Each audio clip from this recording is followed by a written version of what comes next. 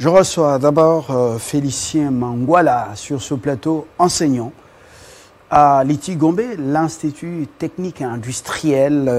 C'est parmi les grandes écoles de ce pays avec une longue histoire, formation solide. Beaucoup sont passés par là, dans le domaine de l'électronique industrielle, électricité, mécanique et tant d'autres. Je ne citerai pas pratiquement toutes les filières. Félicien, bonjour. Bonjour, monsieur. Enseignant, mais vous êtes président de la caisse sociale de l'ITI Gombe.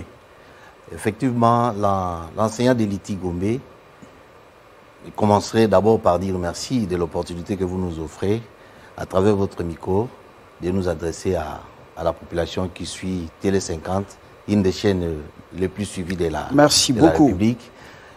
L'enseignant de l'ITI Gombe s'organise, vu les réalités de l'enseignant de la République. Il s'est dit, une caisse sociale pour parer tant soit peu à quelques réalités que rencontre l'enseignant dans sa vie professionnelle et sociale. Très bien. Alors là, pas en tant que simple enseignant, mais ici, vous êtes, on peut dire, monsieur social. C'est une sorte de syndicat. Vous êtes revêtu d'un pouvoir. Un pouvoir social, vous investissez par les enseignants. Qu'est-ce que vous attendez du nouveau ministre de l'EPST? Merci. Un petit correctif. La caisse sociale des enseignants de l'ITI Gombe n'est pas un syndicat, mais plutôt une mutuelle des enseignants, ayant pour mission principale de nous entraider face à toutes les réalités, comme je l'ai dit. Une organisation interne. Une organisation interne. Informel. Où l'enseignant se cotise mensuellement pour faire face à ces réalités. En fait, nous sommes... Une caisse bien gérée? Très bien gérée parce que aujourd'hui, c'est une caisse qui date de plus de 20 ans. Depuis? De plus de 20 ans. Waouh, oui. 20 ans. De plus de 20 ans. Par cette caisse, beaucoup des enseignants se sont mariés. Par cette caisse, beaucoup ont trouvé des loyers, ont été assistés par des interventions.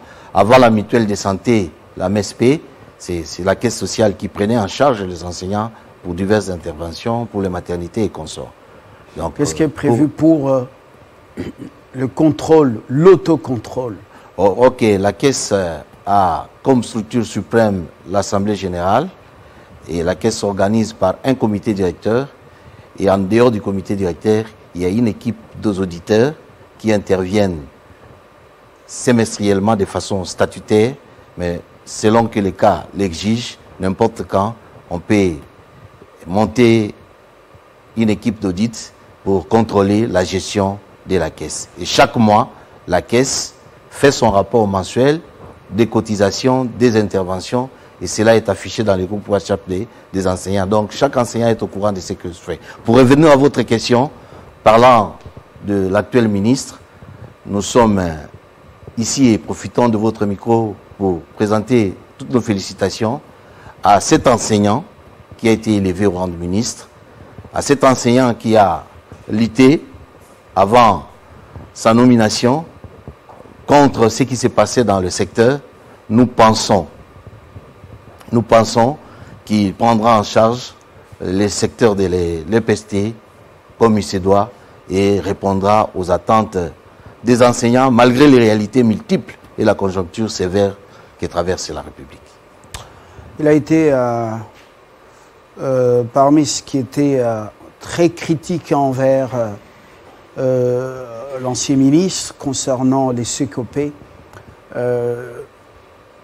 Sa nomination, comment vous l'avez accueilli dans le milieu des enseignants que vous êtes, surtout du secteur officiel?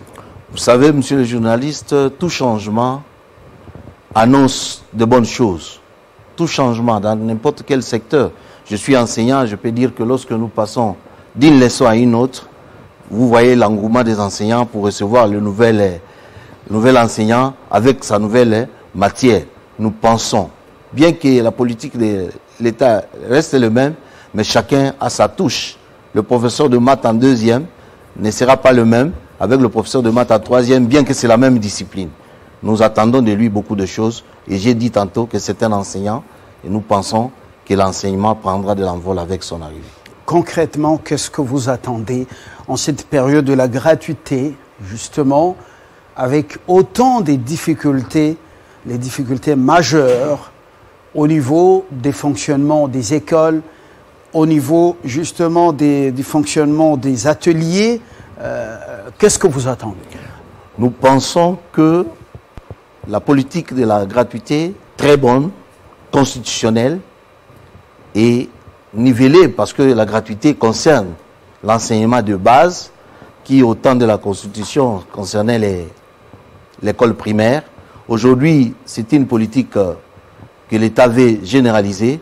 Nous voulons que lui qui a été critique et qui a déniché ici et là comment les moyens de l'État étaient dilapidés, il pourrait le mettre au profit de l'enseignement pour financer le fonctionnement, parce que dans les écoles techniques, parce que je suis des écoles techniques, nous avons des sérieux problèmes de fonctionnement liés à la formation pratique des apprenants. Là, nous voyons les intrants des ateliers, le renouvellement de matériel de formation, ça pose un sérieux problème et l'État n'a pas assez de moyens mis à la disposition de l'enseignement pour si le ministre parviendra à arracher du budget national ou des autres moyens, même des partenaires, le moyen pour soutenir la gratuité. Nous sommes derrière la gratuité, mais une gratuité pour relever le niveau de formation, le niveau éducatif de notre pays. Alors, il semble que l'application difficile de cette gratuité a plombé le niveau de l'enseignement. Alors que ce pays est connu dans cette Afrique centrale, beaucoup des ressortissants d'autres pays venaient apprendre ici. Le niveau de notre enseignement était très apprécié aussi ailleurs, même si on n'est pas répertorié dans certaines statistiques et autres sondages financés où, voilà, on connaît comment ça se passe. Mais depuis l'année dernière, il semble que le niveau a baissé. Est-ce que vous êtes d'accord avec ces observations? Effectivement, parce que on a nivellé. Dans l'enseignement, il y a des écoles de classe A, B et C. On ne va pas comparer celui qui étudie à l'ITI Gombe avec tous les équipements nécessaires et celui, je ne suis pas ici pour dénigrer certaines écoles techniques, mais celui qui a étudié dans une école technique de la périphérie où il n'y a aucun atelier, aucun matériel adéquat, ils n'ont même pas d'électricité pour faire fonctionner les ateliers. Alors, partant de là, on a voulu niveler les enseignants, c'est bien. Nous avons appris dans les mêmes universités, mais nous n'évoluons pas dans le même contexte. Nous n'évoluons pas dans le même... Vous êtes de la presse, toutes les maisons de presse n'ont pas le même niveau de prestation, parce que parfois les conditions de travail ne sont pas les mêmes pour tous les journalistes. Voilà pourquoi nous demandons à ce que la République, surtout le nouveau ministre, ait un regard particulier sur l'applicabilité de la gratuité, surtout dans les secteurs de l'enseignement technique.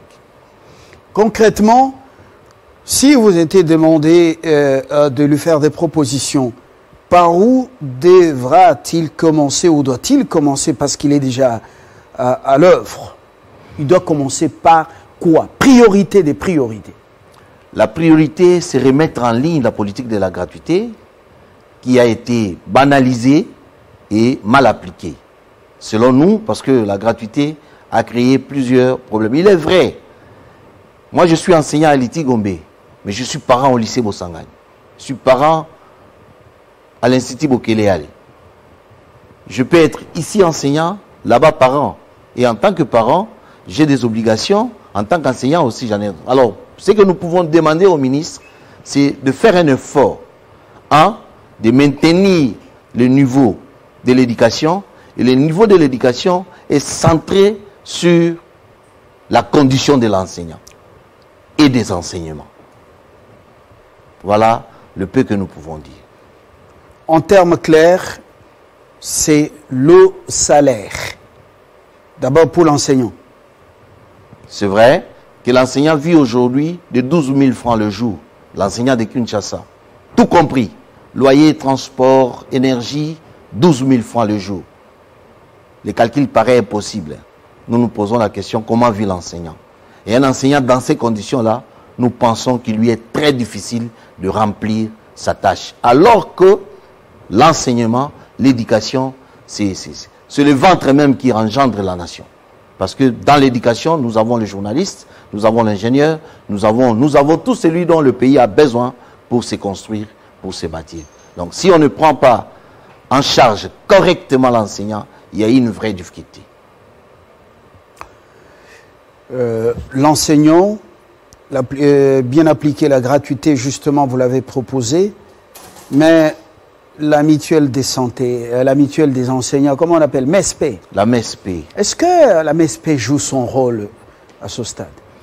Bon, à sa création... Santé, solidarité... À sa création, la MESP était une solution très souhaitée par tous les enseignants. Mais sa gestion dans le temps a fait que la MESP perde sa crédibilité. Notre requête est que le ministre rétablisse la MESP à ses conditions initiales. Ça serait une bonne chose. Placer un enseignant de l'école primaire à la tête de la MESP, notre problème ou placer les politiques. N'est pas les gestionnaires, mais c'est la gestion. Peu importe la personne qu'on va placer, aussi longtemps que la MESP serait bien gérée, c'est pour le bien de l'enseignant. Nous ne sommes pas dans les individus, nous sommes dans les travails. C'est très objectif. Alors, nous revenons à la gratuité. Cette gratuité a été consacrée par la Constitution. Elle concerne l'enseignement fondamental par un miracle ou une créativité. Elle a été justement prolongée jusque vous nous avez amené 7e ou 8e. C'est pas par quelle magie. On dit réforme, on accepte tout dans ce pays. Alors, jusqu'au niveau de la 6e secondaire ou des humanités selon les Belges, vous avez été surpris par cette décision? Non, nous devons rectifier une chose. On parle gratuité, mais de 3e en 6e, pour parler l'ancienne appellation. L'enseignement fondamental. C'est quoi l'enseignement fondamental? Selon la Constitution, en 2006, lorsque cette Constitution a été votée par référendum par le peuple congolais, l'enseignement de base, c'était des premières primaires en 6e année primaire. Et l'esprit de la Constitution reste là. Le chef de l'État reste aussi là. Parce que jusqu'à aujourd'hui, de 7e, parlons première année CO que moi j'ai connu, de première année CO jusqu'en 6e des humanités, c'est payant. Pour les écoles techniques, c'est 78 000 francs. Pour les écoles secondaires générales, c'est 35 000 francs. Donc, ce n'est pas gratuit, c'est payant. Il y a quelque chose qui est payé par les parents. Mais c'est que les dans ce qu'on nous demande là, c'est qu'on paye l'enseignement secondaire. Oui, on paye. Le peu qu'on paye là, ce sont des frais payés par le parent. Ce n'est pas gratuit. Alors, c'est que les chefs de l'État a supprimé à tous les niveaux, c'est la participation des parents. La prise en charge des parents. Ce qu'on appelait autrefois frais ponctuels ou frais ponctuels ou frais d'intervention des parents. Les frais d'intervention ponctuels, c'est dans la loi cadre de l'enseignement qui dit que pour des problèmes particuliers se posant à l'école et les parents se mettent ensemble pour définir quelles modalités ils peuvent résoudre ces problèmes-là. Et les frais définis par cette résolution s'appellent frais d'intervention ponctuels, les FIP. Mais ce qui a été supprimé, ce n'est pas les FIP. C'est ce qu'on disait vulgairement, la motivation des parents. La prise en charge des parents. Effectivement, on l'a supprimé à tout le niveau. Et ayant supprimé ça, on a supprimé aussi la motivation qui était dans l'enseignant pour mieux faire son travail. Parce que, vous savez, quand l'ouvrier n'a pas de salaire, la suite est facile à comprendre. Alors, depuis la gratuité, le début ou l'application de cette gratuité, il y a des enseignants, Bazobetama solo dans la salle avec les enfants. Parce que la motivation a été supprimée en eux. Est-ce que ce n'est pas un suicide de ce pays qui commence par l'école? Je ne suis pas en train de dire que les enseignants... Est-ce qu'on n'est pas dans un génocide qui ne dit pas son nom? Les enseignants ne sont pas en train de travailler. Les enseignants sont dans leur travail. Mais avec quelles conditions? Pas avec la même motivation, la même percutance, le même dévouement, le même apostolat.